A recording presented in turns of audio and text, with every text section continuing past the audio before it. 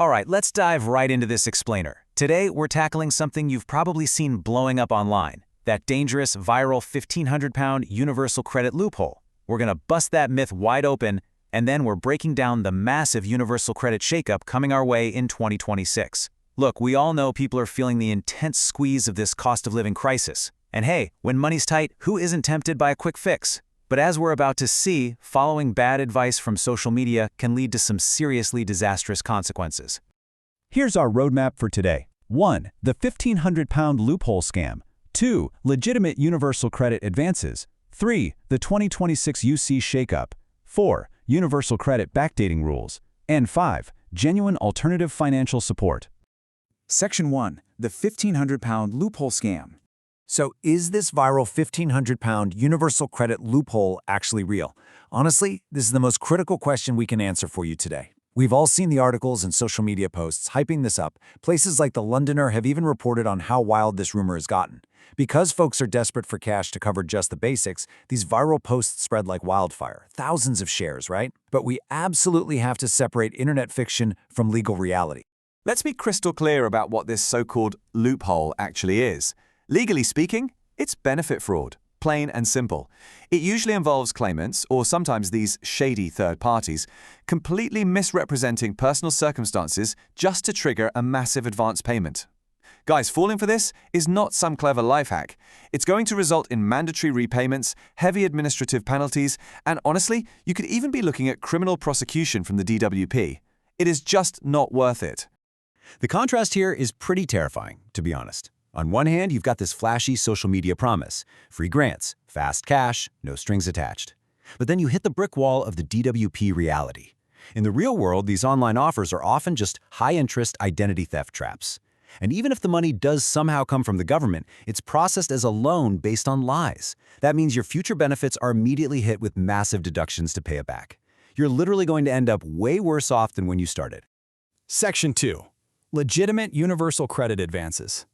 Now, according to official parliamentary guidance on change of circumstances advances, there absolutely are legitimate ways to get an advance when your life situation suddenly turns upside down. Say you just lost your job, or had a baby, or suddenly developed a health condition, and your universal credit is expected to go up quite a bit. Well, you can legally ask for an advance to bridge that gap until your next payment comes through. But here is the absolute crucial point. A change of circumstances advance is strictly capped at 50% of the expected increase in your reward. It is absolutely not a random 1,500-pound free-for-all.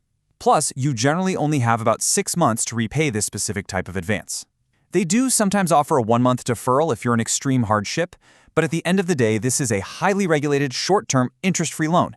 Nothing more, nothing less. Now, what if you just need what's called a budgeting advance for a one-off essential cost? You know, things like an emergency fridge, a pram, or work clothes. Well, there are strict maximum caps for those too. We're talking up to 348 pounds for single folks, 464 for couples, and a maximum of 812 pounds for households with kids. Usually, you need to have been on universal credit for at least 6 months to even qualify, unless it's specifically to help you start a new job. But look at those numbers. Not a single one of them is anywhere near that mythical 1,500-pound figure you see on TikTok. So what does paying this back actually look like?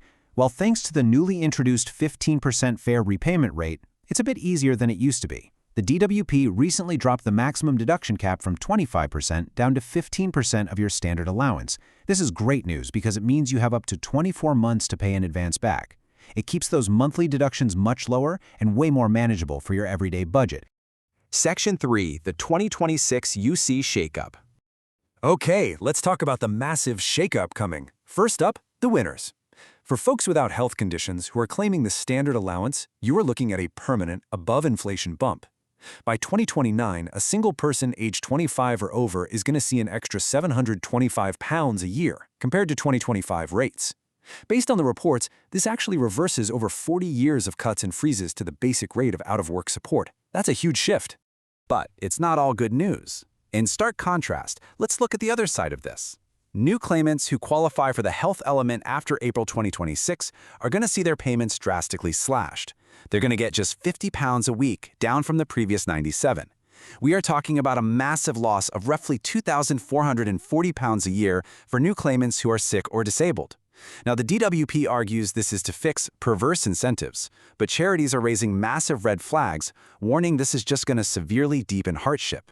There is a silver lining here, though, because some vital protections are built into the law. If you are already receiving the health element before that April 2026 cutoff, you will keep your higher payments indefinitely. On top of that, people nearing the end of life, as well as about 200,000 individuals with severe lifelong conditions, think advanced Parkinson's or severe learning disabilities, they are completely protected from these cuts. And importantly, they're completely exempt from those constant, stressful DWP reassessments. Section 4. Universal Credit Backdating Rules. Okay, if you take one thing away from this section, let it be this. There is a strict statutory limit of exactly 1 calendar month for backdating a new universal credit claim. 1 single month, that's it.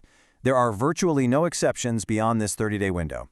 It literally doesn't matter how extreme your hardship was, or if you simply didn't know you were even eligible to claim. The DWP does not accept ignorance of the law as an excuse. Period. So, let's say you do have a legitimate reason within that 1-month window. How do you actually get it? First, you need to log into your account immediately. Add a note to your online journal stating your backdate request crystal clearly.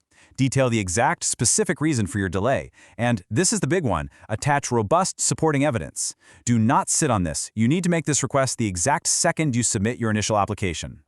And that brings us to the highest hurdle. You can't just jump on a call and give a verbal excuse. You have to provide a rock-solid evidence chain to pass the DWP's so-called good reason test. Basically, if you couldn't claim because you were too sick, you need a continuous medical fit note covering that entire time block. If the website crashed, you need proof of the DWP system outage. The entire burden of proof is on your shoulders. You have to prove it was absolutely impossible for you to claim, not just that it was a bit difficult. Section 5. Genuine alternative financial support. So instead of chasing phantom loopholes and falling for scams, let's look at the real support you can actually get. Have you checked out the new Crisis and Resilience Fund? It's replaced the old Household Support Fund and runs until 2029. It's usually run through your local council or citizens' advice, and it's there for emergency food and bills. Then you've got the winter fuel payments, which are between £200 and £300, though keep in mind those are strictly means-tested now. You might also automatically qualify for the $150 warm home discount, since they permanently scrapped that old high-energy cost property test. Oh, and definitely don't forget to check out your local council tax support. Seriously, that can knock your bill down by up to 100%. Which brings us to the end and leaves us with one incredibly vital question. Knowing everything we just talked about, the severe penalties for fraud, the massive changes coming in 2026, what is your next move going to be? Are you going to risk criminal prosecution by following a viral social media myth, or are you going to use the facts from this explainer to check your real entitlements, gather your evidence, and claim the genuine, legal financial support you actually deserve? The choice is completely yours, but the facts are right there. Do yourself a favor and check your legal entitlements today.